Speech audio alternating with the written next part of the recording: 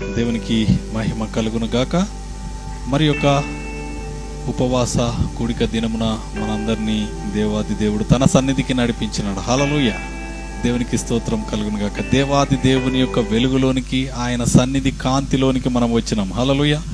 ఈ యొక్క ఉపవాస దినము రోజు మనము ఈ దినము లూకాసు వార్త 18వ అధ్యాయంలో ఉన్నటువంటి 4 ప్రార్థనలో 2వ ప్రార్థన మనం ఈరోజు ధ్యానించబోతున్నాం. లూకాసు వార్త 18వ అధ్యాయము 9 నుండి 14 వరకు ఉన్నటువంటి ఈ యొక్క ప్రార్థన యేసు ప్రభు తన శిష్యులకు అలాగే అనేక మందికి తెలియజేస్తున్నాడు. ప్రార్థన ఎలాగూ చేయాలి. హల్లెలూయా, దేవునికి స్తోత్రం కలుగును. ప్రార్థన చేసినప్పుడు దేవుడు జవాబులు అనుగ్రహిస్తాడు. ఆ ప్రార్థన ఎలాగూ చేయాలి, ఎలాంటి ప్రార్థన జవాబులను తీసుకొని వస్తుంది. హల్లెలూయా, దేవునికి స్తోత్రం కలుగును గాక. అవునండి, అనేక మంది ప్రార్థనలు చేస్తున్నారు. సంవత్సరాల తరబడి, నెలల తరబడి ఉపవాస ప్రార్థనలు, అలాగే కనిపెట్టి ప్రార్థనలు, ఆల్ నైట్ ప్రేయర్స్ అని డిఫరెంట్ ప్రేయర్స్ ఉన్నాయి. అనేక రకాలైనటువంటి ప్రార్థనలు ఉన్నాయి. కానీ ఈ ప్రార్థనలకు జవాబు వచ్చే ప్రార్థన మనం చేస్తున్నామా? హల్లెలూయా. ప్రార్థనకు ఒక క్రమం ఉంటుంది. ప్రార్థనలో కొన్ని పద్ధతులు ఉంటాయి. ప్రార్థనలో కొన్ని నియమ నిబంధనలు ఉంటాయి. హల్లెలూయా. దాని ప్రకారం మనం చేసినప్పుడు మనకు తప్పకుండా జవాబు వస్తుంది. హల్లెలూయా, హల్లెలూయా, దేవునికి స్తోత్రం కలుగును గాక. ఉపవాస ప్రార్థన దినం రోజున మనం ప్రార్థన గురించి నేర్చుకోవాలి. మనం ఎవరిని అడుగుచున్నాము అనేది మనం ఎరిగి ఉండాలి. సర్వశక్తిమంతుడైనటువంటి దేవుడు, సమస్తమును సృష్టించినటువంటి సృష్టికర్త దగ్గరికి మనం వస్తున్నాం. ప్రార్థన అంటే దేవునిని వేడుకుంటున్నాం, దేవునిని అడుగుచున్నాం, దేవుని దగ్గర విన్నవించుకుంటున్నాం, మన విజ్ఞాపనను తెలియజేస్తున్నాం, మన బాధను, మన వేదనను, మన శోధనను, మనకున్నటువంటి పరిస్థితులను, స్థితిగతులను ఆయనకు మనము విన్నవిస్తున్నాం. హల్లెలూయా. విన్నవించి వాటిని మనము జవాబులు పొందుకోవడానికి కావలసిన ప్రార్థన మనము చేస్తున్నామా లేదా? హల్లెలూయా, దేవునికి స్తోత్రం కలుగును గాక. అందుకని ఇక్కడ యేసు ప్రభు తన శిష్యులకు చెప్తున్నాడు అనేకమైన ప్రార్థనల గురించి. ఈ యొక్క బైబిల్ గ్రంథంలో దాదాపు 650కి పైగా ప్రార్థనలు ఉన్నాయి. చిన్న ప్రార్థనలు, పెద్ద ప్రార్థనలు ఇవన్నీ కలుపుకొని దాదాపు 650 ప్రార్థనలు ఉన్నాయి. 650 ప్రార్థనలో దేవునిని ఎలాగూ అడగాలి, పాత నిబంధన, క్రొత్త నిబంధన భక్తులు ఎలాగూ ప్రార్థించి వారు జవాబులు పొందుకున్నారని మనకు దీంట్లో క్లుప్తంగా రాపించి పెట్టినాడు. దాని ప్రకారం మనము ప్రార్థించినప్పుడు తప్పకుండా, హల్లెలూయా, తప్పకుండా మనము జవాబులు పొందుకుంటాం. హల్లెలూయా, దేవునికి స్తోత్రం కలుగును. ఈ దినము లూకాసు వార్త 18వ అధ్యాయము 9 నుండి 14 వరకు ఉన్నటువంటి ఈ యొక్క ప్రార్థన గురించి మనం ధ్యానించుదాం. నేను చదువుతున్నాను. తామే నీతిమంతులమని తమ్ము నమ్ముకొని ఇతరులను తృణీకరించు కొందరితో ఆయన ఈ ఉపమానము చెప్పెను. ప్రార్థన చేయుటకై 2 మనుషులు దేవాలయమునకు వెళ్ళిరి. వారిలో ఒకడు పరిసయ్యుడు, ఒకడు సుంకరి. పరిసయ్యుడు నిలవబడి, దేవా, నేను చోరులను, అన్యాయస్తులను, వ్యభిచారులైన ఇతర మనుషుల వలనైనను ఈ సుంకరి వలనైనను ఉండనందుకు నీకు కృతజ్ఞతాస్తుతులు చెల్లించుచున్నాను. వారమునకు 2 మార్లు ఉపవాసము చేయుచు నా సంపాదన అంతటిలో 10వ వంతు చెల్లించుచున్నానని తనలో తాను ప్రార్థించుచుండెను.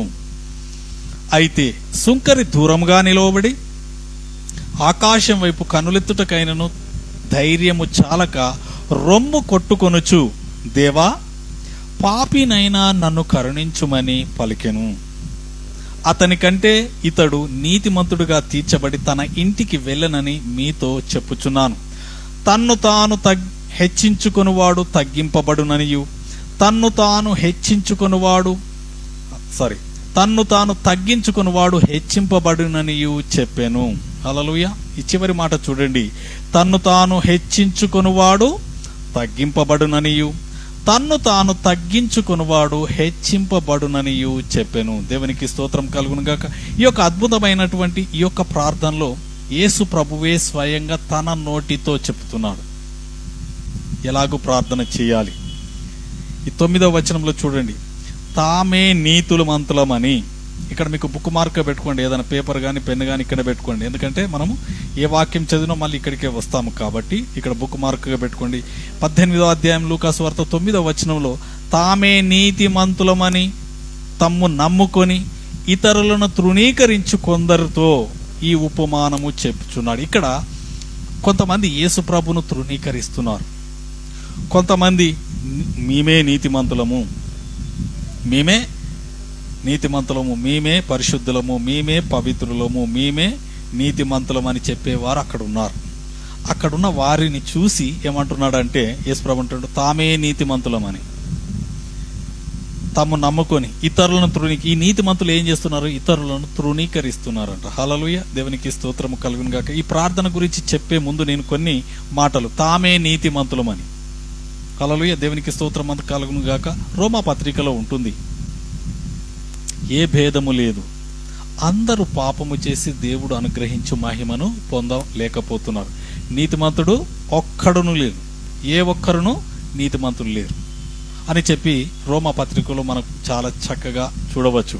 అయితే ఇక్కడ ఏ ఒక్కరు నీతిమంతులు లేరు, కానీ ఇక్కడ పరిసయ్యులు అనుకుంటారు. ఈ పరిసయ్యులు అనేవారు దేవాలయంలో ఒక ఉన్నతమైన స్థానంలో ఉండేవాళ్ళు, దేవాలయంలోనే ఉండేవాళ్ళు. దేవాలయంలో ఉన్నటువంటి అధికారులు, సద్దుకయ్యులు, శాస్త్రులు, పరిసయ్యులు అని చెప్పి ఒక 4-5 రకాలైనటువంటి వారు ఉండేవారు అన్నట్టు.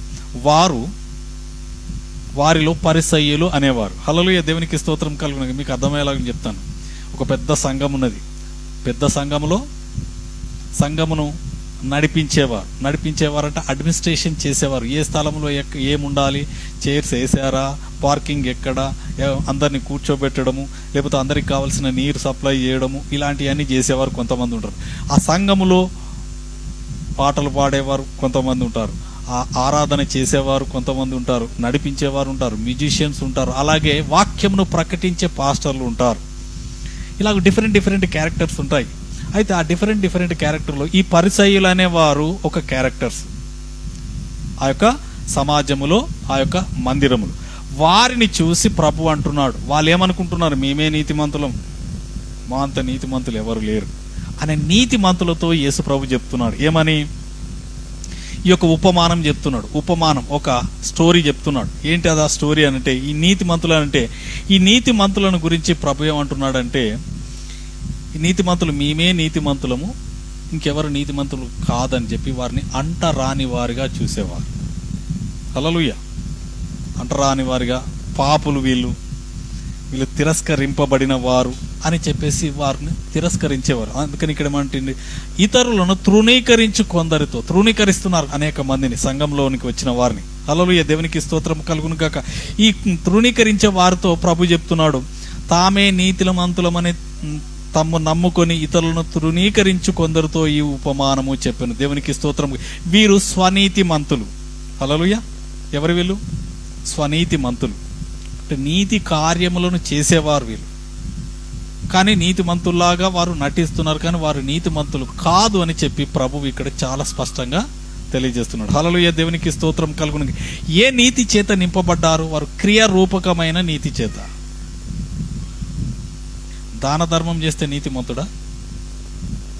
ధనమును ధాన్యమును దానం చేసేవాడు నీతిమంతుడా? ఎవరు నీతిమంతులు? ఎవరు నీతిమంతులు ఒకసారి చూద్దాం. రోమా పత్రిక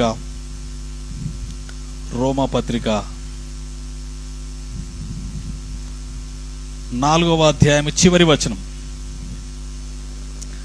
4వ అధ్యాయం 25వ వచనం. ఆయన మన అపరాధముల నిమిత్తం అప్పగింపబడి మనము నీతిమంతులుగా తీర్చబడుటకై లేపబడెను. హల్లెలూయా, మనము నీతిమంతులుగా తీర్చబడుటకై యేసు ప్రభు సమాధి చేయబడి 3వ దినమున తిరిగి లేచినాడు. హల్లెలూయా, ఆయన లేపబడినాడు కాబట్టి మనల్ని నీతిమంతులుగా తీర్చినాడు. అలాగే చూడండి 5వ అధ్యాయం 1వ వచనం. కాబట్టి విశ్వాస మూలమున మనము నీతిమంతులుగా తీర్చబడి మన ప్రభు అయిన యేసుక్రీస్తు ద్వారా దేవునితో సమాధానము కలిగి యుందుము. హల్లెలూయా, ఎవరి ద్వారా? యేసుక్రీస్తు ద్వారా. విశ్వాసము ద్వారానే నీతిమంతులుగా తీర్చబడుతున్నాం. విశ్వాసము ద్వారా, యేసుక్రీస్తు ద్వారా మనము దేవునితో సమాధాన పడుతున్నాం. మనల్ని నీతిమంతులుగా యేసు ప్రభు చేస్తున్నాడు. ఎలాగూ యేసు ప్రభు నీతిమంతులుగా చేస్తున్నారు అని అంటే ఇక్కడ 9వ వచనం చూడండి. కాబట్టి ఆయన రక్తము వలన ఇప్పుడు నీతిమంతులుగా తీర్చబడి, ఎవరి రక్తం అండి? యేసు ప్రభు యొక్క రక్తం. యేసు ప్రభు యొక్క రక్తం మనల్ని నీతిమంతులుగా చేస్తుంది. మొదటి యోహాను పత్రిక 1వ అధ్యాయం 9వ వచనంలో చూస్తే యేసు క్రీస్తు రక్తము ప్రతి దుర్నీతి నుండి, ప్రతి పాపం నుండి మనల్ని పవిత్రులుగా చేస్తుంది. ఎలా చేస్తుంది? పవిత్రులుగా చేస్తుంది. నీతిమంతులుగా చేసేది ఒక యేసు రక్తమే. హల్లెలూయా, దేవునికి మహిమ కలుగు. ఆ యేసు రక్తం లేకుండా నీతిమంతులుగా ఎవడు తీర్చబడడు. అప్పటికి యేసు ప్రభు వారితో ఉన్నాడు. ఇంకా రక్తం చిందించలేదు. కానీ వాళ్ళకు వాళ్ళే వారి సొంత క్రియల చేత మేము నీతిమంతులము అని చెప్పేసి చెప్పుకుంటున్నారు. హల్లెలూయా. ఆ నీతిమంతులతో ప్రభు చెప్తున్నాడు, నీతిమంతుడు ఏం చేస్తున్నారంటే తృణీకరిస్తున్నారు. అక్కడ ఉన్నటువంటి ప్రజలను తృణీకరిస్తున్నారు గర్వముతో. హల్లెలూయా. ఇక్కడ ప్రభు ఏమంటున్నాడు? యెషయా గ్రంథం 64:6వ వచనంలో, యెషయా గ్రంథం 64:6 నీతిమంతుల గురించి, నీతిని గురించి ప్రభు చెప్తున్నాడు. 64:6వ వచనం ఇక్కడ చూడండి. మేమందరము అపవిత్రుల వంటి వారమైతిమి, మా నీతి క్రియలన్నీయు మురికి గుడ్డవలే నాయను. హల్లెలూయా. ఎలా ఉన్నాయండి మన నీతి క్రియలన్నీ కూడా?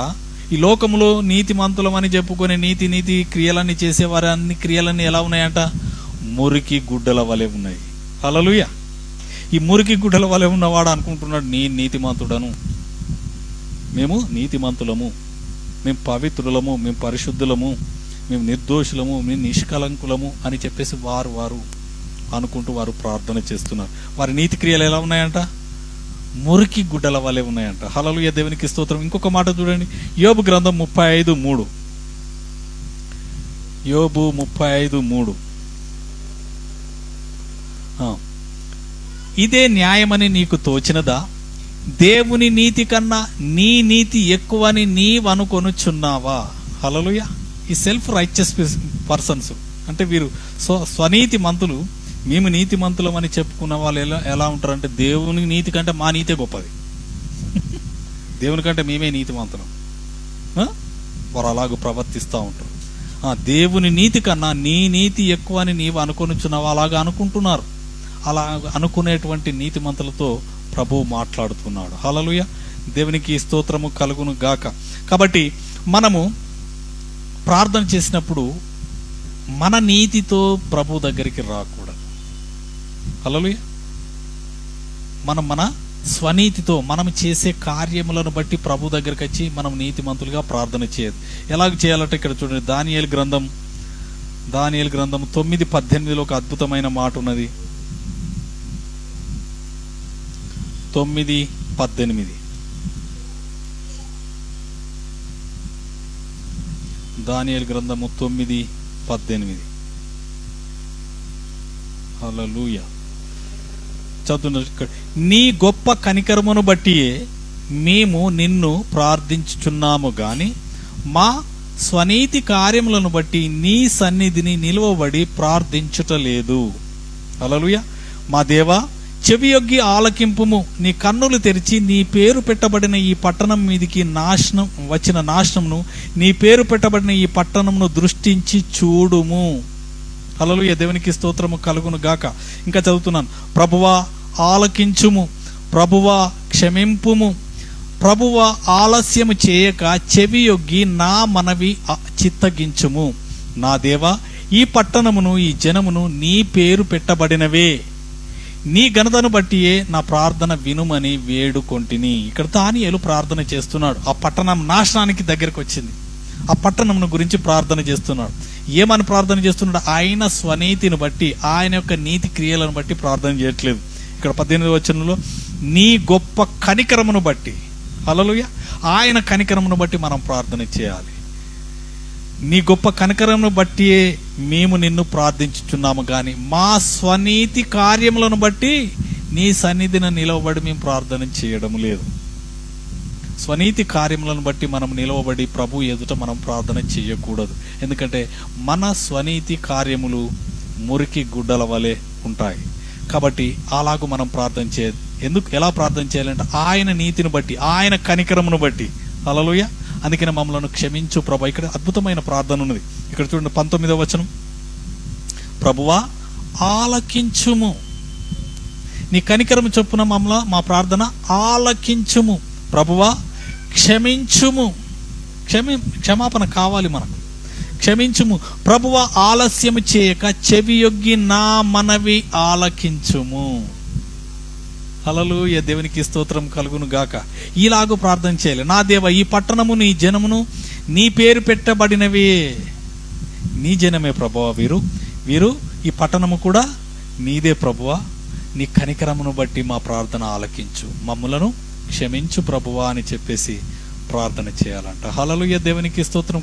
గర్వముతో, స్వనీతితో, స్వనీతిమంతుడు ఎలాగ ప్రార్థన చేస్తున్నప్పుడు మనం చూసినాం కదా.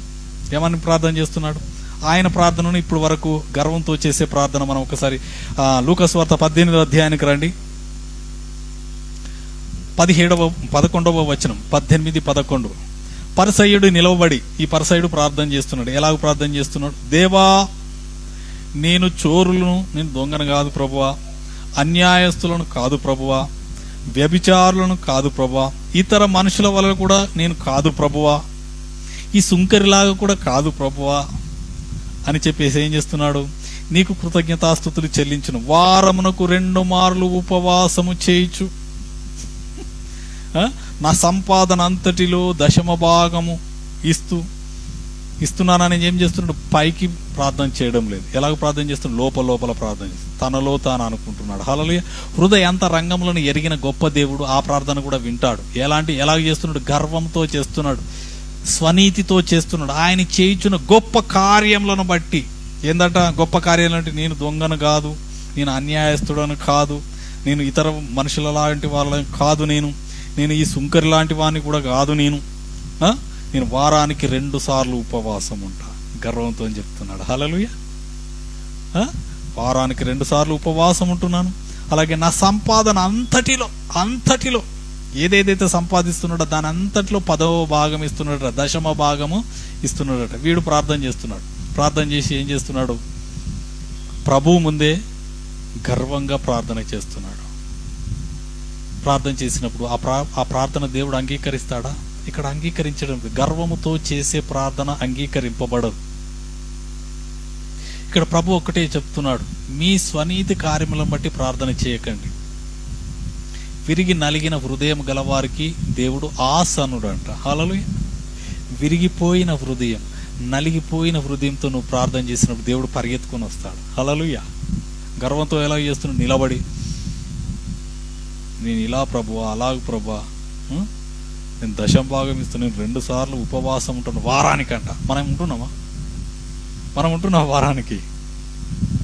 ఇక్కడ ఒక ధర్మశాస్త్రంలో నిష్ణాతుడైనటువంటి పరిసయ్యుడు ప్రార్థించాడు. వాడు వారానికి 2 సార్లు ఉపవాసం ఉంటాడట. దేవుని దగ్గర దీవెనలు పొందుకోవడానికి వారు ధర్మశాస్త్రమును ఆచరిస్తారు, పాటిస్తారు. హల్లెలూయా. నేను వారి గురించి ఒక మాట చెప్తాను. ఈ రోజుకు ఇశ్రాయేల్ దేశం అక్కడ ఉంది. ఎక్కడ? యూరప్ కంట్రీస్లో ఇశ్రాయేల్ దేశం ఉన్నది. ఆ దేశం చుట్టూ ఉన్నటువంటి 10 దేశాలు కూడా వారి మీద ఎప్పుడు దాడి చేస్తూనే ఉంటాయి. దాడి చేస్తూ ఉంటే వారు దేవుని మీద ఆధారపడేవారు. వారు ఎంత దేవుని మాటలను వారు అంగీకరిస్తారంటే ధర్మశాస్త్రంలో ఉన్న ప్రతిదీ కూడా వారు పాటిస్తారు. హల్లెలూయా. మోషేకు దేవుడు ఏదైతే చెప్పిండో అవన్నీ కూడా పాటిస్తారు. పాటించినప్పుడు వారు ఆ మోషే ధర్మశాస్త్రంలో రాయబడిన సమస్తమును బట్టి వారు చేస్తున్నారు కాబట్టి దేవుడు వారిని దీవిస్తున్నాడు. హల్లెలూయా. వారిని దేవుడు దీవిస్తున్నాడు. వారి దేశం ఎంత చిన్న దేశం అంటే అక్కడ వర్షం కూడా ఉండదు. కానీ వారి దేశంలో పడినటువంటి ప్రతి విధమైనటువంటి ఆ వర్షాన్ని ఏం చేస్తారంటే వారు భూమి మీద వ్యర్థంగా పడనివ్వరు.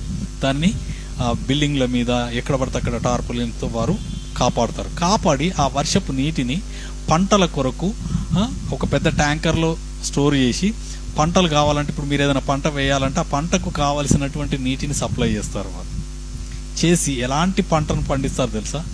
ప్రపంచంలో అత్యున్నతమైనటువంటి రైస్, బియ్యమును పండించేది వాళ్ళే. వాళ్ళు చిన్న దేశం కదా, వారు అక్కడ పండించి వారు పండించి వేరే దేశాలు, పెద్ద పెద్ద దేశాలకు ఎక్స్పోర్ట్ చేస్తారు, అమ్మేస్తారు. వాళ్ళు అంత శ్రేష్టమైనటువంటి ఆహారాన్ని వారు చేస్తారు. అలాగే చూసినట్టు ఆ దేశం అన్ని విషయాల్లో దీవింపబడ్డది. హల్లెలూయా. ఇప్పుడు దాదాపు మోషే కాలం నుంచి ఇవన్నీ చూస్తే, యేసు ప్రభు కాలం నుంచి చూస్తే 2000 సంవత్సరాల నుంచి ఆ దేశం మీద యుద్ధాలు జరుగుతుంది, కానీ ఇప్పటికీ ఒక్కసారి కూడా ఓడిపోలేదు వాళ్ళు. హల్లెలూయా. ఎందుకంటే వారు ధర్మశాస్త్రమును తూచా తప్పకుండా పాటిస్తారు, దాన్ని పాటిస్తారు అంతే.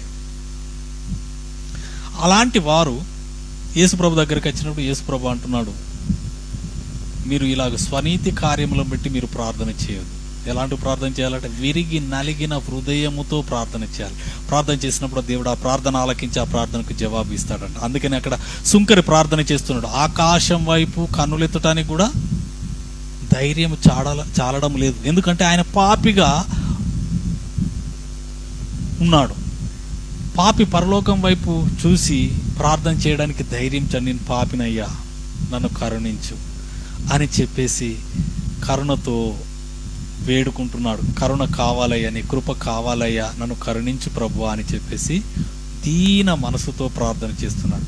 ఆ దీన మనసుతో చేసిన ప్రార్థన వింటున్నాడు. హల్లెలూయా.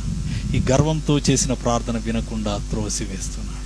హల్లెలూయా. దేవునికి స్తోత్రం ఆయన గర్విష్ఠులను త్రోసివేసి దీనులకు తన కృపను అనుగ్రహిస్తాడంట. హల్లెలూయా. అందుకని విరిగి నలిగిన హృదయంతో ప్రభు దగ్గరకు వచ్చినప్పుడు మన దగ్గర ఎలాంటి తారతమ్యంలు ఏమి ఉండకూడదు. మనం ఎవరి దగ్గరకు వస్తున్నాం? సర్వశక్తిమంతుడైన దేవుని దగ్గరకు వస్తున్నాం. ఆయన దగ్గర ఏమీ కిందికి మీద ఏం అవసరం లేదు. మన హృదయ పరిస్థితి ఎలాగుందో ఆయన ముందు కుమ్మరియాలి. ప్రభువా, నన్ను కనికరించు, నన్ను కాపాడయ్యా, నీ కృప నాకు కావాలి, నీ కనికరము నాకు కావాలయ్యా అని చెప్పేసి మనం ఆయనను వేడుకోవాలి. హల్లెలూయా. దేవునికి స్తోత్రం కలుగును గాక. ఇక్కడ లూకాసు వార్త 18వ అధ్యాయంలో ఈ పరిసయ్యుడు గర్వంతో ప్రార్థన చేస్తున్నాడు. చేసేమంటున్నాడు, నేను దొంగను కాదు, అన్యాయస్తుడను కాదు, అలాగే ఇతర మనుషుల వంటి వాడిని కాదు, ఇతరుల వంటి వాళ్ళని కాదు, మేము చాలా నీతిమంతులం, అలాగే ఈ సుంకర్ లాంటి వాడిని కూడా కాదు నేను అని చెప్పేసి గర్వంతో ప్రార్థన చేస్తున్నాడు. వాని ప్రార్థన తిరస్కరింపబడినది. హల్లెలూయా. దేవునికి స్తోత్రము కలుగును గాక. అందుకనే మనం దేవుని దగ్గరకు వచ్చేటప్పుడు వినయముతో, విరిగి నలిగిన హృదయముతో మనం ప్రభు దగ్గరికి రావాలి. హల్లెలూయా. ఓకే, మీకు అర్థమయ్యేటట్టు చెప్తాను. ఇప్పుడు మన దగ్గరికి ఇమ్మీడియట్గా ఇప్పుడు ఇక్కడికి కేసీఆర్ లేకపోతే మోడీ వచ్చిండు అనుకో, ఆ మోడీ ముంగట నేను ఎలా ఉంటాను? ఆయన ఒక రాష్ట్రానికి, దేశానికి ప్రధానమంత్రి, ఒక రాష్ట్రానికి ముఖ్యమంత్రి. ఆ ముఖ్యమంత్రి దగ్గర నేను ఎలా ఉంటాను? హంబుల్గా ఉంటానా? ఆ ముఖ్యమంత్రి గారు ప్లీజ్ కమ్ రండి అని చెప్పేసి ఆహ్వానిస్తాను అని చెప్పి ఆయనకు గౌరవం ఇస్తాను, ఆయనకు సీట్ ఆఫర్ చేస్తాను. ఆఫర్ చేసి చెప్పండి సార్ అని చెప్పేసి నేను గౌరవంగా ఆయనను మర్యాద చేస్తాను. చేయకుండా ఆ ముఖ్యమంత్రి చెప్పు, మేము మీలాగా అన్యాయస్తులం కాదు, దొంగలం కాదు, అన్యాయస్తులం కాదు, మేము ఇలాగూ కాదు, అలాగూ కాదు అని అంటామా? అంటే ఏమంటాడు? విని బాగా పొగరుంది, నేనే అంటే నాకంటే ఎక్కువ ఉన్నది అనుకుంటాడా లేదా? అనుకొని నాకు అనుకూలంగా ఉంటాడా, ప్రతికూలంగా ఉంటాడా? నేను చెప్పే మాట ఏమైనా వింటాడా? నేనేమేదైనా వినతి పత్రం ఇస్తే ఏదైనా నాకు కావాలని చెప్పేసి నేను ఇస్తే నాకు ఏదైనా శాంక్షన్ చేస్తాడా? ఎందుకు చేయడు? నేను గర్వంతో నటిస్తున్నాను, గర్వంతో అడుగుతున్నాను కాబట్టి నన్ను తిరస్కరిస్తాడు. హల్లెలూయా. దీన మనసుతో అడిగితే తప్పకుండా ఇస్తాడు. హల్లెలూయా. ఆయనకు సాధ్యమైన అన్ని కూడా ఇచ్చేస్తాడు. అలాగే మనము దేవాది దేవుడైన సర్వశక్తిమంతుడైనటువంటి దేవుని దగ్గరికి వస్తున్నాం. మనం గర్వంతో ఆయన ఏమీ అడగకూడదు. ప్రభువా కనికరించయ్యా, ఈ దీన దాసురాలను, ఈ దీన దాసుని కనికరించయ్యా, నీ కృప చొప్పున నాకు సహాయం దయచేయి ప్రభువా అని చెప్పేసి మనం అడగాలి. హల్లెలూయా. దేవునికి స్తోత్రం కలుగును గాక. అందుకే అంటున్న మత్తయి సువార్త 7:7 అడుగుడి మీకు ఇవ్వబడును. అడగాలి మనం. వెతకుడి మీకు దొరుకును, తట్టుడి మీకు తీయబడు. అడుగు ప్రతివానికి ఇవ్వబడుతుంది. మనం అడగాలి, నోరు తెరిచి అడగాలి. హల్లెలూయా. దేవునికి స్తోత్రం. మనసులో కాదండి, మనసులో కాదు, మనం నోరు తెరిచి ప్రభువుని అడగాలి. కొంతమంది అయితే ఇక్కడ అరిచినట్టుగా మనం చూడవచ్చు. చివరి ప్రార్థనలో ఆ యొక్క గుడ్డివాడు అడుగుతూ ఉంటాడు, దావీదు కుమారుడా నన్ను కరుణించని కేకలు వేస్తున్నాడు. కేకలు వేస్తుంటే వాడు ఊరుకోవట్లేదు, ఇంకా మరి బిగ్గరగా కేకలు వేస్తున్నాడంట. హల్లెలూయా. మనం కేకలు వేసి అడగాలి. వీళ్ళకి చెప్తే మనల్ని చిన్న చూపు చూస్తూ ఉంటాం. ఎవరికైనా ఏమైనా చెప్తే నా పరిస్థితి ఇలాగున్నది అని చెప్పండి, మీరు చెప్తే మీ దగ్గరనే వదిలిపెట్టరు, ప్రార్థన చేయరు సరిగా, తీసుకుని వెళ్ళి అందరికి చెప్తా ఉంటారు. మీకు తెలుసా కాదు, ఎవరికి చెప్పకూడదు. ఎవరికి చెప్పాలి? మన దేవుడు అయినటువంటి, మన తండ్రి అయినటువంటి ప్రభువుకు మన విన్నపాలను విన్నవించాలి. హల్లెలూయా. దేవునికి స్తోత్రము కలుగును గాక. ఆయన వింటాడు, విని మనకు జవాబును దయచేస్తాడు. దేవునికి స్తోత్రము కలుగును గాక. ఇక్కడ చూసినట్లయితే ఈ ప్రార్థనలో ఇంకొక భాగం ఉన్నది. తామే నీతిమంతులమని తాము నమ్ముకొని ఇతరులను కొందరితో తృణీకరిస్తారు. మనం ఎవరిని తృణీకరించకూడదు. హల్లెలూయా. దేవునికి స్తోత్రం కలుగును గాక. దేవాది దేవుడు ఎలాగో ప్రార్థన వింటాడు. నీవు ఎవరినైనా తృణీకరిస్తే ఆ యొక్క ప్రార్థన, నువ్వు చేసే ప్రార్థన అంగీకరింపబడదు. హల్లెలూయా.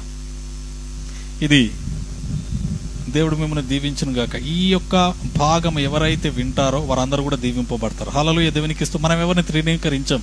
ఎందుకు అనేది చెప్తాను. మన పితరుడు అయినటువంటి మొట్టమొదటి మానవుడు దేనితోని తీయబడ్డాడు? దేనిలో నుండి? మంటిలో నుండి తీయబడ్డాడు. నేల మంటితో దేవుడు తీసుకుని ఆ నేల మంటితో ఆదామును చేసినాడు. ఆదాము సంతానముగా మనం అందరము సృష్టింపబడ్డాము. హల్లెలూయా. మనం అందరం మట్టితోనే సృష్టింపబడ్డాం. 4 రోజులు స్నానం చేయకపోతే మన శరీరం నుంచి ఏమొస్తుంది? మట్టి వస్తుంది. సబ్బుపెట్టి కడుగుతా ఉంటే ఏమొస్తుంది? మురికి వస్తుంది. మట్టి బయటకు వస్తుంది. హల్లెలూయా. మట్టి నుండి తీయబడ్డాం కాబట్టి మట్టి అవుతుంది. మనం చనిపోతే ఏడ పెడతారు? మట్టిలోనే పెడతాం, మట్టిలోనే అది అయిపోతాం. మనం ఎక్కడి నుంచి తీయబడ్డాము? మంటి నుండి తీయబడ్డాము. మానవునిగా దేవుడు మనకు రూపం ఇచ్చినాడు. హల్లెలూయా. మానవులందరూ దేనిలో నుండి తీయబడ్డారు? మంటిలో నుండే. నువ్వు ఎవరినైనా తిరస్కరిస్తున్నాము, మనము వ్యతిరేకిస్తున్నాము అని అంటే దేవుని సృష్టినే మనము వ్యతిరేకిస్తున్నాం. దేవుడు తయారు చేసిన మానవుణ్ణి మనము వ్యతిరేకిస్తున్నాం. మనం ఎవరు? మన్నే. మంటివారమైన మనము మంటివారం, వాళ్ళు ఇలాగూ అలాగూ అట్లా ఇట్లా అని చెప్పి వాళ్ళకు ప్రిఫిక్స్లు సఫిక్స్లు పెట్టి వీళ్ళు ఇట్లా అట్లా అని చెప్పేసి మనం దేవుని సృష్టి అయిన మానవునే మనం విమర్శిస్తున్నాం. ఆ విమర్శించే వారి ప్రార్థన దేవుడు ఆలకించడని ఇక్కడ స్పష్టంగా తెలియజేస్తుంది. ఇక్కడ చూడండి, ఇతరులను కొందరితో తృణీకరించే వారి ప్రార్థన దేవుడు ఆలకించనని చాలా స్పష్టంగా తెలియజేస్తున్నాడు. హల్లెలూయా. దేవునికి నేను మొన్న కూడా అందుకనే చెప్పినాను, మనం ఎవరినన్నా క్షమించకపోతే ఒక అడ్డు కూడా పడిపోతుంది. క్షమించాలా? ఎందుకు? వారు మట్టి నుండే తీయబడ్డారు, మనము మట్టి నుండే తీయబడ్డాం. వారికి దేవుని కృప ఉన్నది, మనకు దేవుని కృప ఉన్నది. హల్లెలూయా. మనం తీర్పు తీర్చడానికి మనం ఎవరం? మనం విమర్శించడానికి మనం ఎవరం? హల్లెలూయా. మనము పాపంలోనే వచ్చిన వారు పాపం నుంచి. మనం ఇప్పుడు నీతిమంతులుగా దేవుడు తీర్చిదిచ్చినాడని వాళ్ళను మనం విమర్శించే స్థాయి మనకు లేదు. హల్లెలూయా. మనము న్యాయాధిపతులముగా మనం న్యాయమును చెప్పే స్థితిలో మనము లేము. మనము ఎలాగూ కనికరింపబడ్డామో వారు కూడా అలాగే కనికరింపబడ్డారు. కాబట్టి మనము వారిని క్షమించాలి. అందుకని యేసు ప్రభు 2 ఆజ్ఞలు ఇచ్చినాడు. ఏమని? నీ తండ్రి అయిన దేవుని పూర్ణ మనసుతో, పూర్ణ హృదయముతో, పూర్ణ బలముతో మనను ప్రేమించాలి అని. హల్లెలూయా. ప్రేమించాలి, దేవుని ప్రేమించాలి. మొదటిది. రెండవది ఏంటిది? నిన్ను వలె నీ పొరుగు వారిని ప్రేమించాలి. నన్ను నేను ప్రేమించుకుంటానా? ద్వేషించుకుంటానా? ప్రేమించుకుంటా. నన్ను నేను ఎలాగో ప్రేమించుకుంటానో ఇతరులను కూడా అలాగే ప్రేమించాలంట. హల్లెలూయా. ఇతరులను ఎందుకు ప్రేమించాలంటే వారు కూడా దేవుని చేత చేయబడినటువంటి సృష్టి. కాబట్టి వారిని నువ్వు ద్వేషించకూడదు. నువ్వు ఎలాగో క్షమాపణ పొందినవో వారు కూడా అలాగే క్షమింపబడతారు. అంతే. కాబట్టి మనం విమర్శించి తీర్పు తెచ్చి మనము తీర్పులోనికి రాకూడదు. అందుకనే ఒక మాట ఉన్నది, తీర్పు తీర్చకుడి, అప్పుడు మీకు తీర్పు తీర్చబడదు. హల్లెలూయా. వీరిలాగు వారు అలాగూ, ఇట్లా ఇది చేసిరు అది చేసినారు ఇట్లా అట్లా అని చెప్పేసి మనం చెప్పినప్పుడు మనకు తీర్పు తీర్చబడుతుంది. మనము తీర్పులోనికి వస్తాం. అదే మనము తీర్పు తీర్చకుంటే సరేలే దేవుడు చూసుకుంటాడు, మన పని కాదు. విమర్శించడము, తీర్పు తీర్చడం మన పని కాదని చెప్పి మనం దేవునికి వదిలిపెట్టినప్పుడు మనకు తీర్పు తీర్చబడదు. హల్లెలూయా. దేవునికి మహిమ. ఇది పెద్ద పెద్ద కీ. ఇది అనేక మంది, కొన్నిసార్లు నేను కూడా నేను విమర్శించలేదని నేను అనట్లేదు, కానీ అది తెలిసిన తర్వాత నేను మొత్తానికే మానేసుకున్నాను. అసలు వేరే వాళ్ళ గురించి చెడు మాట్లాడడం, నా గురించి మాట్లాడిన వాళ్ళను కూడా నేను మాట్లాడడం మానేసిస్తున్నాను. హల్లెలూయా. ఎందుకంటే తీర్పు తీర్చడం నా పని కాదు, పరలోకమందున్న దేవుని యొక్క పని. హల్లెలూయా. నేను తీర్పు తీరిస్తే దేవుడు తీర్పు తీరుస్తాడు, నాకు తీర్చాడు. నాకెందుకు వచ్చిన గోల? అందుకనే ఆయన చేతి గొప్ప చెప్తాను. హల్లెలూయా. నా మీద మాట్లాడినా, నా మీద ఏమన్నా, ఏ రకంగా మాట్లాడినా, ఏం చేసినా, I just leave it to God. Hallelujah. దేవా నువ్వే చూసుకో అని చెప్పేసి వదులుతాను. నాకు తెలుసు, అన్నీ తెలుసు, మళ్ళీ అందరికంటే ఎక్కువ తెలుసు నాకు. అందరూ మాట్లాడితే చెప్తే తెలుసుకుంటారు, నేను చూస్తేనే తెలుసుకుంటాను. హల్లెలూయా. దేవునికి మహిమ. దేవుడు ఎందుకు ఆ గిఫ్ట్ ఇచ్చినాడు. గిఫ్ట్ ఇచ్చిన అయినా కూడా సంతోషంగా, ఆనందంగా వారితో మళ్ళీ మంచిగా ఎలాంటి భేదాభిప్రాయం లేకుండా ప్రార్థన చేయాలి. ఇది ఒక పెద్ద హల్లెలూయా. దేవునికి స్తోత్రం కాదు. కొంతమంది నన్ను తిట్టిన వాళ్ళు ఉన్నారు, మళ్ళీ ఫోన్ చేసి కొంచెం ప్రార్థన చేయరా అని చెప్పేసి చాలా చక్కగా ప్రార్థన సహాయం కదా.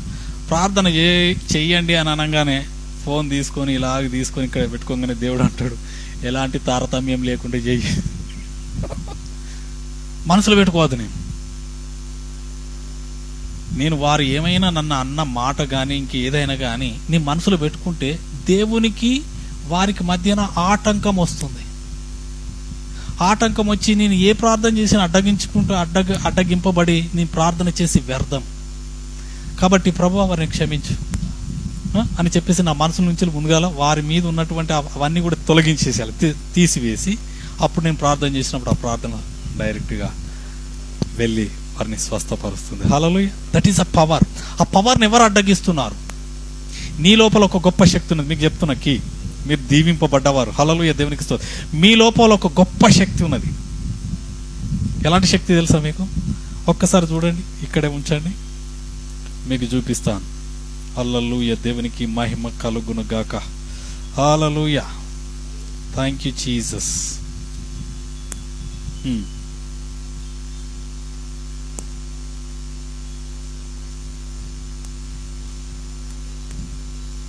రెండవ ఓకే.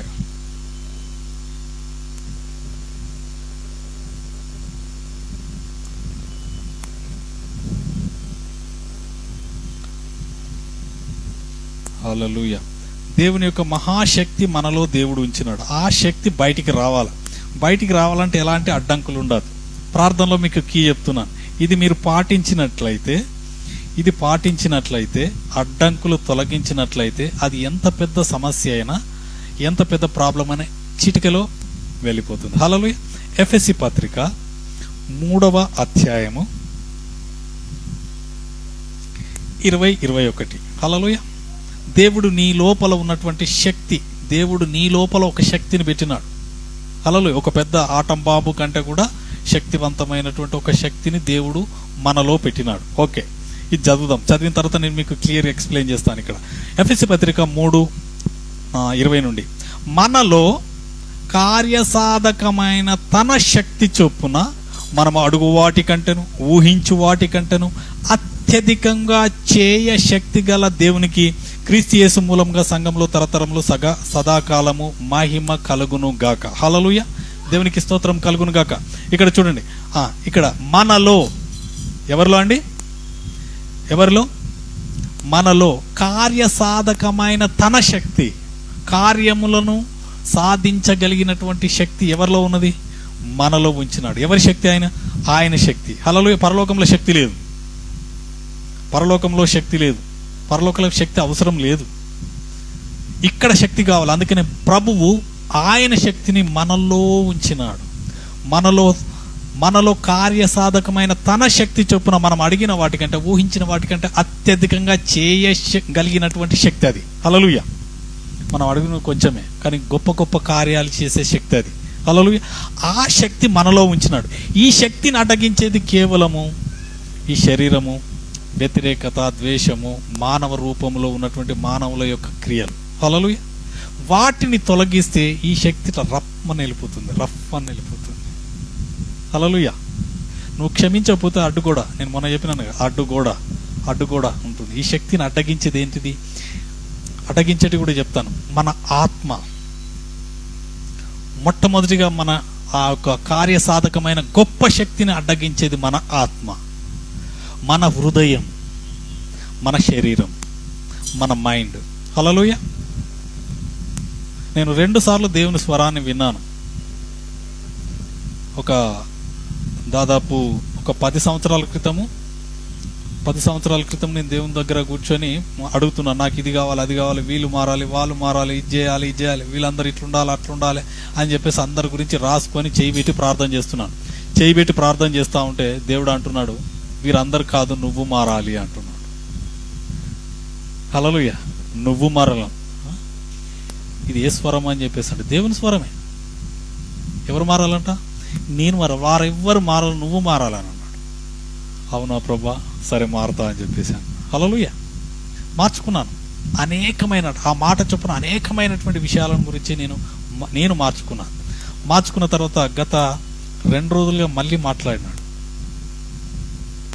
2 రోజుల క్రితం మళ్ళీ మాట్లాడినాడు.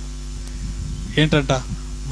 మన ఆత్మ, మన హృదయము, మన శరీరము, మన యొక్క మనస్సు మారాలి. హల్లెలూయా. ఈ లోక సంబంధంగా మనము ఆలోచిస్తాం, లోక రీతిగా మనం ప్రవర్తిస్తాం. హల్లెలూయా. లోకము కంటే మనకంటే మన జీవితం కంటే దేవుని శక్తి గొప్పది. కార్యసాధకమైన శక్తి మీద మనం ఆధారపడం, మన శక్తి మీద ఆధారపడతాం, మన క్రియల మీద ఆధారపడతాం, మన ప్రార్థన మీద, మన ఉపవాసం మీద, మన అని ఎవరైనా చెప్పిన దాని మీద, వాటి మీద ఆధారపడతాం తప్ప దేవుని మీద ఆధారపడం. That we have to change. మనము మారాలి. హల్లెలూయా. అందుకని హృదయం ఎందుకు మారాలి? హృదయము ఘోరమైన వ్యాధి కలదు. హృదయంలోనే మొత్తం అన్ని. ఈ హృదయం చేస్తుంది, ఈ శరీరాన్ని చెడగొట్టి నాశనం చేస్తూ ఉంటాం. అందుకని ఈ శరీరము, హృదయము, మన ఆత్మ, మన మనస్సు మారాలి. మారినప్పుడు మనలో ఉన్న శక్తి ఇమ్మీడియట్గా ఇలాగ పనిచేస్తూ ఉంటుంది. హల్లెలూయా. ఆ శక్తిని ఆపే శక్తి ఈ లోకంలో ఏది లేదు. అలాంటి శక్తిని దేవుడు మనలో పెట్టి అంటున్నాడు, మీరు ఇతరుల వరే ప్రార్థన చేయకండి, గర్వముతో ప్రార్థన చేయకండి, పరిసయ్యుని వలె ప్రార్థన చేయకండి, డంబముగా ప్రార్థన చేయకండి, అతిశయముతో ప్రార్థన చేయకండి. హల్లెలూయా. మనం హృదయపూర్వకంగా మనల్ని మనం తగ్గించుకొని ప్రార్థన చేయాలి. ప్రార్థన చేసినప్పుడు ఆ ప్రార్థన ఎక్కడికి వెళ్తుంది? డైరెక్ట్ దేవుని దగ్గరికి వెళ్తుంది. ఏ ఆటంకములు ఉండవు. పాపినైనా నన్ను కరుణించు ప్రభువా అని చెప్పేసి ఆ యొక్క సుంకరి ప్రార్థన చేయగానే డైరెక్ట్ ఆ ప్రార్థన దేవుని దగ్గరికి వెళ్ళిపోయి ఏమంటున్నాడు? ఇతని కంటే ఇతడు నీతిమంతుడు. దేవుని చేత నీతిమంతుడు అని అనిపించుకోవాలి. హల్లెలూయా. దేవునికి ఇస్తూ మనుషులు కాదండి. మనుషులు ముందోటి అంటారు, వెనుకోటి అంటారు. అనుకూలంగా ఉంటే ఒక మాట, అనుకూలంగా లేకపోతే ఒక మాట. కానీ దేవుడు అబద్ధమాడుటకు ఆయన నరుడు కాడు, ఆయన మాట సత్యం. హల్లెలూయా. దేవునికి స్తోత్రం. అందుకని ప్రభువు మెచ్చుకొనువాడు ధన్యుడు. ఆయన మెచ్చుకోవాలని ఏ కార్యమైనా చేయాలి మనం, మనుషులు చూడడానికి కాదు. హల్లెలూయా. దేవునికి స్తోత్రం కలుగును గాక. ఇక్కడ ఈ వ్యక్తి, నేను వారానికి 2 సార్లు ఉపవాసం అంటాను అని చెప్పేసి అంటున్నాడు. హల్లెలూయా. మత్తయి సువార్తలో ప్రభు చెప్తాడు, మీరు ఉపవాసం ఉండేది ఎవరికి తెలియదు. మీరు ఉపవాసం ఉన్నప్పుడు ఇంకా ముఖము చక్కగా కడుక్కొని మీరు చక్కగా కనబడాలి. ఉపవాసం ఉన్నట్లుగా ఎవరికి తెలియద్దంట. ఎవరికి తెలవాలి? ఉపవాసం ఉన్నది దేవునికి తెలవాలి. అక్కడ ఎవరి ముందో మనం ప్రదర్శన అవసరం లేదు. మన ఉపవాసం ఉండేది మన ప్రభువుకే తెలవాలి. ప్రభుకే తెలిసి ప్రభు దగ్గరనే మొర్ర పెట్టాలి. ప్రభు దగ్గర నుంచి వెళ్ళి మనం జవాబు పొందుకోవాలి. రహస్యమందు చూచుచున్న నీ తండ్రికి నువ్వు మొర్ర పెట్టాలి. రహస్యం నుండి ఆయన నీకు జవాబిస్తాడు. హల్లెలూయా. అది అంతే తప్ప ఇప్పుడు మనము డంబముగా ఇలాగూ కాదు. ఉపవాస ప్రార్థనలో ఎందుకు మన ఉపవాస ప్రార్థన ఎందుకు చేస్తున్నాం? ఈ శుక్రవారం నాడు ఎందుకు చేస్తున్నాం అంటే, ఉపవాసం ద్వారా ఎలాంటి కార్యాలు పొందుకోగలం, దేవుని దగ్గరికి ఎలాగూ రావాలి అని చెప్పేసి మనం నేర్చుకుంటున్నాం. హల్లెలూయా. దేవునికి స్తోత్రం ఇలాగ మీరు ప్రార్థన చేసినప్పుడు మీ ప్రార్థనకు జవాబు ఆగదు.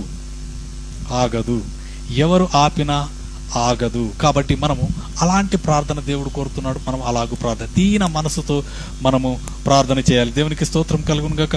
లూకాసు వార్త 1:51 మనం చూసినట్లయితే ఆయన గర్విష్ఠులను బలవంతులను త్రోసివేస్తాడంట. దీనులను దేవుడు ఏర్పరచుకున్నాడు. అందుకని ప్రపంచంలో బాగా ధనవంతులు క్రైస్తవులు కాదు, నమ్మరు వాళ్ళు. ఎందుకు? వారికి ధనమే దేవుడు. ధనమును వదిలి వారు దేవుని వైపు రారు, యేసుప్రభు వైపు రారు. అది నెక్స్ట్ వీక్లో మనం ధ్యానిస్తాం. అది నెక్స్ట్ ప్రార్థనలో అది ఉన్నది. ధనవంతుడు పరలోక రాజ్యంలో ప్రవేశించుట కంటే సూది బెజ్జములో ఒంటె దూరుతుందట. ఒంటె దూరడం ఈజీ, కానీ ధనవంతుడు పరలోక రాజ్యంలో ప్రవేశించుడు చాలా కష్టం అని చెప్పి ప్రభు చెప్తాడు. దేవునికి స్తోత్రం కలుగును గాక. ఇక్కడ ఈ పరిసయ్యుడు కూడా స్వనీతితో ప్రార్థన చేస్తున్నాడు, గర్వముతో ప్రార్థన చేస్తున్నాడు, అలాగే డంబముతో ప్రార్థన చేస్తున్నాడు. నేను వారానికి 2 సార్లు ఉపవాసం ఉండి ప్రార్థన చేస్తున్నాను అని చెప్పేసి అంటున్నాడు. అలాగే చూసినట్లయితే ఇక్కడ చూడండి, ఇంకొక మాట చేస్తున్నాడు. ఏంటట? నా సంపాదన అంతటిలో 10వ వంతు చెల్లించుచున్నానని తనలో తాను ప్రార్థన చేసుకుంటున్నాడు. హల్లెలూయా. ఇది ఇప్పుడు కొత్త నిబంధనలో కొత్తగా వచ్చింది కాదు. పాత నిబంధన నుండి 10వ భాగం అనేది దేవుడు పెట్టిన ఒక ఆజ్ఞ అది.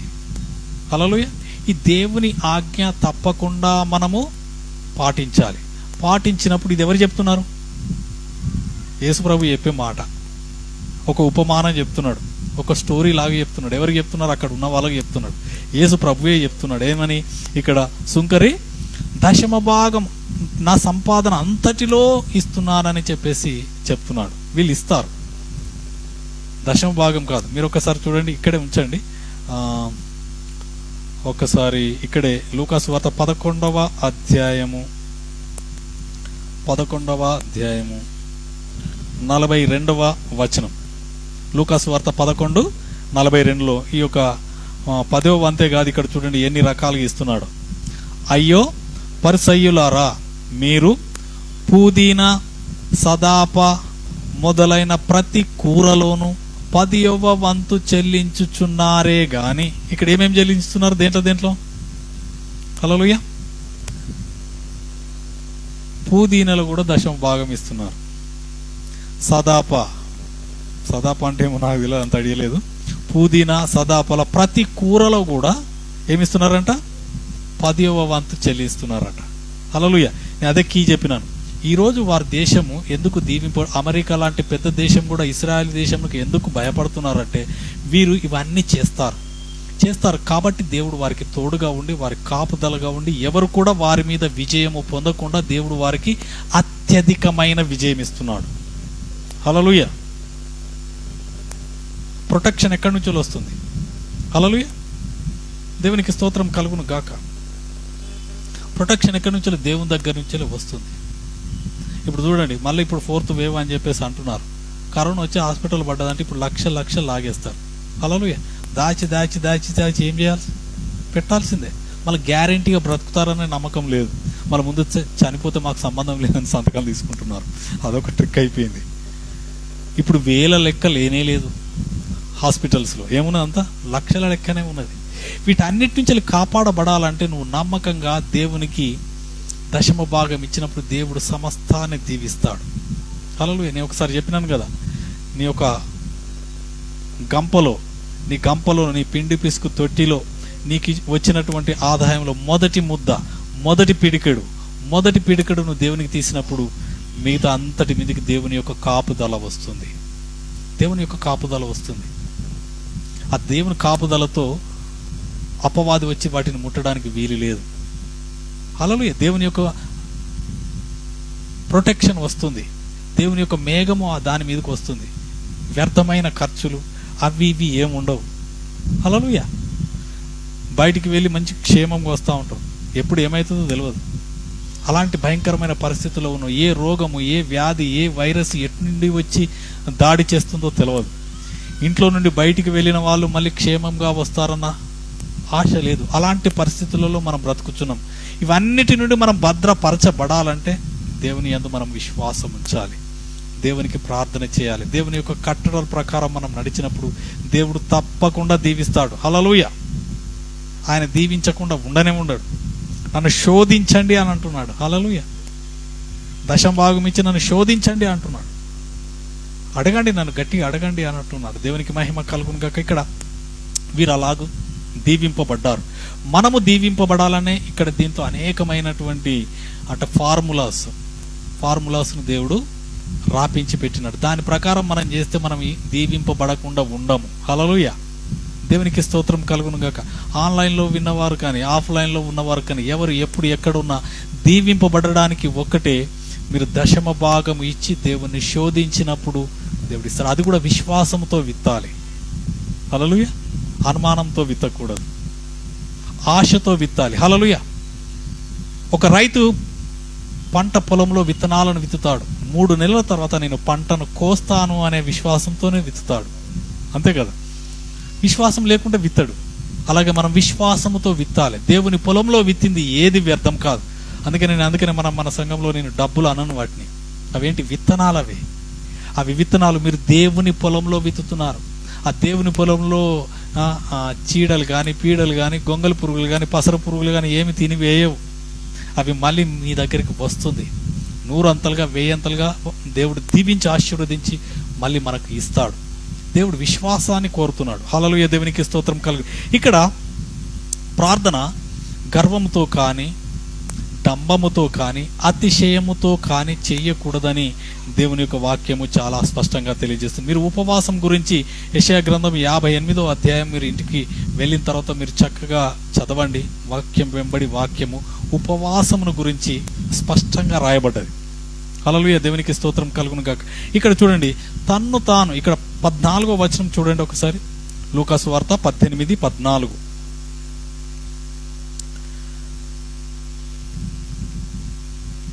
అతని కంటే ఇతడు నీతిమంతుడుగా తీర్చబడి తన ఇంటికి వెళ్ళనని మీతో చెప్పుచున్నాను. తన్ను తాను హెచ్చించుకొనువాడు తగ్గింపబడుననియు, తన్ను తాను తగ్గించుకునివాడు హెచ్చింపబడుననియు చెప్పెను. హల్లెలూయా. ఘనత ఎక్కడి నుండి వస్తుంది? తగ్గింపులో నుండే వస్తుంది. హల్లెలూయా. దేవునికి స్తోత్రము కలుగును గాక. తగ్గించుకోవాలి. నేను చాలా విషయాలలో తగ్గించుకున్నాను. నాకున్నటువంటి టెంపర్ కానీ, కోపము కానీ, ఇవన్నీ అనేకంగా దేవుడు నన్ను చెక్కినాడు. విపరీతంగా చెక్కినాడు, భయంకరంగా చెక్కినాడు. హల్లెలూయా. దేవునికి స్తోత్రం కలుగును గాక. హంబులుగా ఉండడానికి చాలా ప్రయత్నాలు చేస్తున్నాను. ఎస్పెషల్లీ రోడ్డు మీద వెళ్తూ ఉంటే ఒట్టిగానే వస్తారు. ఒట్టిగానే వాందే తప్పు ఉంటుంది అంటే వాడు ఇట్లా చూస్తూ ఉంటారు, ఇట్లా అంటూ ఉంటారు, గర్వంతో ఇలా చూస్తూ ఉంటారు. చూడగానే కోపం వస్తుంది. కోపం రాదు కానీ కోపం తెప్పిస్తారు కొందరు. హల్లెలూయా. అలాంటి పరిస్థితుల్లో మనం హంబులుగా ఉండి సైలెంట్గా మనమే పక్క నుంచి వెళ్ళిపోవాలి. ఎందుకు? మనం దేవుని పిల్లలం. దేవుడు మనల్ని హెచ్చిస్తాడు. మనం రోడ్డు మీద గలాట పెట్టుకొని, గొడవ పెట్టుకొని గొప్ప కాలేం. హల్లెలూయా. దేవునికి మహిమ కలుగును గాక. అనవసరమైన అదేంది నిందల పాలు, అవమానాల పాలు తప్ప ఇంకేం లేదు. కాబట్టి మనము దేవుని దృష్టికి మనం తగ్గించుకోవాలి. తగ్గించుకొని దేవుని ఎదుట మనం ప్రార్థన చేసినప్పుడు దేవుడు తగిన సమయమందు తప్పకుండా లేవనెత్తుతాడు. హల్లెలూయా. దేవునికి స్తోత్రం కలుగును గాక. లేవలేకుండా ఉండనే ఉండం. అదొక ఫార్ములా ఉన్నది. నువ్వు విత్తనం పెట్టిందంటే తప్పకుండా అది ఎదుగుతుంది. విత్తనం పెడితే ఎదుగుతుంది, మొక్కగా ఎదుగుతుంది, చెట్టు అవుతుంది, చెట్టు అయిన తర్వాత వృక్షం అవుతుంది, వృక్షం అయిన తర్వాత ఫలాలు వస్తాయి. అంతే. అదొక ఫార్ములా. దాని ప్రకారం మనం ప్రభు దగ్గర తగ్గించుకొని ఉన్నప్పుడు మనం తప్పకుండా దీవింపబడతాం. హల్లెలూయా. ఈ చెట్టుది కూడా ఒక చిన్న ఉపమానం నేను చెప్తాను. మనం ఎలా ఉండాలి? ఈ సృష్టి ఉన్నది కదా, దేవుడు సృష్టించిన సమస్తము, ఈ జంతువులు ఇవన్నీ కూడా మనకే బోధిస్తాయి, మనకు పాఠాలు చెప్తాయి, మనకు నీతి చెప్తుంది. ఓకే, చెట్లను గురించి ఇప్పుడు విత్తనాన్ని గురించి చెప్పినాను కదా, విత్తనం గురించి చెప్తాను. మీరు ఒక మామిడి విత్తనము పెట్టినారనుకోండి. మామిడి విత్తనము పెరిగి పెరిగి పెరిగి పెరిగి పెరిగి పెద్ద వృక్షమైంది. మంచి తీయని బంగనపల్లి మామిడి పళ్ళు అయినాయి అనుకోండి. ఎవడైనా చూసినప్పుడు ఏం చేస్తాడు? అమ్మో మామిడికాయలు వచ్చేసినాయి, తీయగా ఉంటాయి అని చెప్పేసి ఏం చేస్తారు? వాడు వస్తాడు, వాని బ్యాచ్ని తీసుకొని వస్తాడు, వాని ఫ్రెండ్స్ని తీసుకొని వచ్చి ఏం చేస్తారు? అందరు తెప్పుతూ ఉంటారు. కొంతమంది చెట్టు ఆ పళ్ళు అందనప్పుడు ఏం చేస్తారు? రాళ్ళు పెట్టి రుబ్బుతూ ఉంటారు. హల్లెలూయా.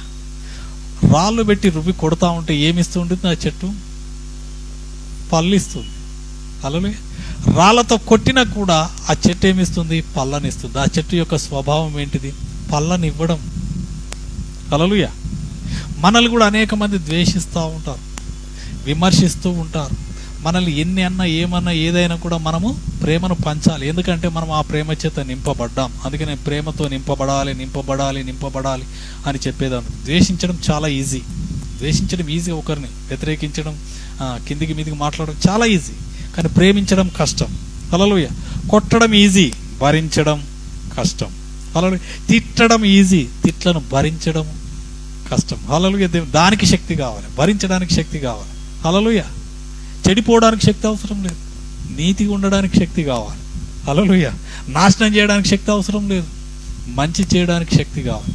కాబట్టి ఇవన్నీ కూడా మనము గమనించాలి. గమనించి శ్రేష్టమైన దానిని మనము వెంబడించాలి. హల్లెలూయా. దేవునికి స్తోత్రం కలుగును గాక. మనం పరలోకమందు ఉన్నటువంటి తండ్రికి పిల్లలుగా ఉండాలంటే మనం వీటిని పాటించినప్పుడు అనేక మందికి మార్గదర్శకంగా ఉంటాం. జవాబులు మనకు ఇమ్మీడియట్గా వస్తాయి. మనం ప్రార్థన చేస్తే ఇమ్మీడియట్గా వస్తాయి. హల్లెలూయా. దేవునికి స్తోత్రం కలుగును గాక. ఇప్పుడు చాలామంది అంటున్నారు, పాస్టర్ గారు మీరు ప్రార్థన చేస్తుంటే రిజల్ట్స్ వస్తున్నాయి, బాగా రిజల్ట్స్ వస్తున్నాయి అంటే దాని వెనుక ఎంతో శ్రమ ఉన్నది, ఎన్నో ఇబ్బందులు ఉన్నాయి, ఎంతో కష్టం ఉన్నది. ఎక్కడ నేను నీరసించిపోలేదు. నా సమస్య కానీ నా ప్రాబ్లమ్స్ కానీ నేను ఎవ్వరికి చెప్పలేదు, ఒక దేవునికే చెప్పేవాడిని. ఇప్పటికి అంతే. నేను హల్లెలూయా. మా ఇంట్లో కూడా చెప్పాను. నేను ఒక దేవుని దగ్గర తప్ప నేను ఎవరి దగ్గర నా సమస్యలను ఏమి నేను చెప్పుకోను. నా దేవుడు గొప్పవాడు, ఆయన సమస్తమును చేయుటకు గొప్ప శక్తిమంతుడు. ఆయనకు తప్ప నేను వాళ్ళకి వీళ్ళకి చెప్పి అనవసరంగా నేను కాదు. అందుకనే మనం దేవుని మీద ఆధారపడాలి. ఆ దేవుని దగ్గరికి మనము వినయముతో, తగ్గింపుతో, విరిగి నలిగిన హృదయంతో మనం వచ్చినప్పుడు దేవుడు తప్పకుండా మన ప్రార్థన ఆలకిస్తాడు. ఆలకించి మనల్ని లేవనెత్తుతాడు. చివరికి ఒక్క మాట చదువుకొని మనం ముగించుకుందాం. పేతురు పత్రిక 5వ అధ్యాయం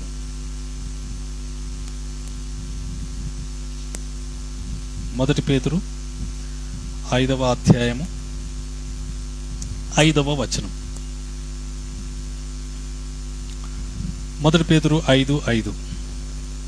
చిన్నలారా, మీరు పెద్దలకు లోబడి యుండుడి. మీరందరూ ఎదుటివాని ఎడల దీన మనస్సు అను వస్త్రము ధరించుకొని మిమ్మును అలంకరించుకొనుడి. దేవుడు అహంకారులను ఎదిరించి దీనులకు కృప అనుగ్రహించును. దేవుడు తగిన సమయమందు మిమ్మును హెచ్చించునట్లు ఆయన బలిష్టమైన చేతి క్రింద దీన మనస్కులై యుండుడి. హల్లెలూయా. ఎలా ఉండాలంట? దీన మనస్సుతో. ఆయన బలిష్టమైన చేతి కింద దీన మనసుతో ఉన్నప్పుడు మనల్ని తప్పకుండా లేవనెత్తుతాడు. హల్లెలూయా. దాన్ని ఎవరు ఆపలేరు. హల్లెలూయా. దేవునికి స్తోత్రము కలుగును గాక. కాబట్టి ఆయన చేతి కింద దీన మనసు కలిగి మనం ఉన్నప్పుడు చూచుచున్న దేవుడు తప్పకుండా మనల్ని లేవనెత్తి మనల్ని హెచ్చించి దీవించి ఆశీర్వదిస్తాడు. హల్లెలూయా. దేవునికి స్తోత్రం కలుగును. అందుకని మనము తగ్గింపుతో ఆ యొక్క సుంకరి ప్రార్థన చేస్తున్నాడు. పాపినైనా నన్ను కరుణించు ప్రభువా అని చెప్పేసి ప్రార్థన చేస్తున్నాడు.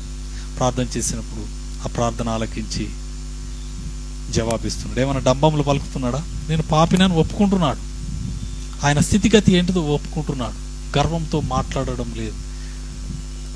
తగ్గించుకున్నాడు, హెచ్చింపబడుతున్నాడు. హల్లెలూయా. తగ్గింపు దేవుని దగ్గర నుంచి వెళ్ళి మనం పొందుకోవాలి. ఆయన దీన మనస్కుడై వచ్చినాడు. యేసుప్రభు ఎలా వచ్చినాడు? ఆకాశంలో ఎవరి సమీపింపరాని తేజస్సులో తండ్రి కుడిపార్శ్వమున ఆసీనుడై అన్నాడు. గొప్ప వెలుగులో ఉండేవాడు. ఆయనే నీతి సూర్యుడు. ఆయన మన కొరకు మానవునిగా వచ్చినాడు. ఎక్కడికి వచ్చినాడు? ఆయన కనీసము పసిపిల్లవానిగా పుట్టినప్పుడు కనీసం తొట్టి కూడా లేదు. ఆయన చనిపోయినప్పుడు ఆయనను ఒక తొట్టిలో పడుకోబెట్టడానికి తొట్టి లేదు. చనిపోయినప్పుడు ఒంటి మీద బట్టలు కూడా లేవు. అంత దరిద్రతను అనుభవించినాడు. అంతగా తగ్గించుకున్నాడు. తగ్గించుకొని ఇమ్మీడియట్గా దేవుడు ఆయనను లేవనెత్తినాడు. హల్లెలూయా. 3వ దినం తిరిగి లేచిన తర్వాత తండ్రి కుడి పార్శ్వమున ఎవరూ కూర్చోలాంటి అత్యున్నతమైన సింహాసనం మీద ఆయనను కూర్చుండబెట్టినాడు. హల్లెలూయా. తగ్గింపు అలాగూ హెచ్చిస్తుంది. సాతాన్, లూసిఫర్ హెచ్చించుకున్నది. నేను ఆ సింహాసనం మీద నేను కూర్చుంటాను అనుకున్నది. అది అక్కడి నుంచి దోషి వేస్తే పాతాళంలో పడ్డది. హల్లెలూయా. హెచ్చించుకున్నది త్రోసివేయబడ్డది.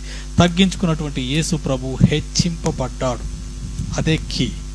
మనం కూడా మన ప్రార్థనలకు జవాబులు రావాలన్నా కావాలన్నా తగ్గించుకొని ప్రభా నాకు సహాయం దయచే.